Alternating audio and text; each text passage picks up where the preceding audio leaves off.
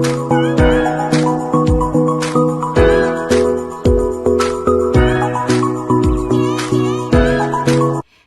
mga auntie, uncle! Kamusta na po kayong lahat? I hope na okay po kayo. Ang topic na gusto ko pong i-share sa inyo ngayon ay yung refusal ng visa, or kayo ba ay nabigo na sa pagkuha ng visa kahit sa anumang bansa. Nasubukan nyo na ba yun? Ako kasi nasubukan ko na. Anyway, ito po ay dun sa mga nag-a-apply po dito. Kapag kayo po ay nasa processing na at tinanong kayo kung kayo ba ay na-refuse na ng visa, kung talaga namang na-refuse na kayo, ay i-declare po ninyo. Kasi meron po akong kakilala dati na na-refuse ng visa. Ngayon, nung nag-re-apply, tinanong siya kung na-refuse na ba siya ng visa. Ang sabi niya ay hindi pa. Pero nakita na siya ay na-refuse na.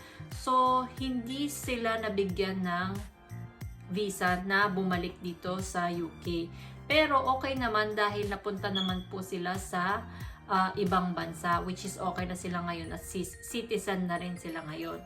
So, yun lang po yung gusto kong i-share sa inyo, na kung kayo po ay na-refuse na at tinanong kayo kung meron na ba kayong refusal, i-declare lamang po ninyo dahil makikita at makikita po nila yan.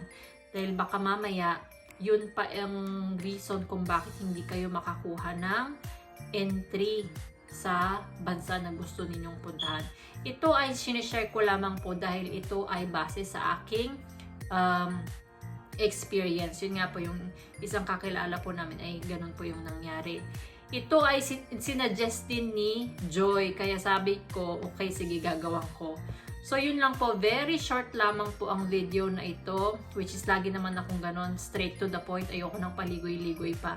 So, anyway, I hope na makatulong po ang video na ito sa mga nag-a-apply po ng visa.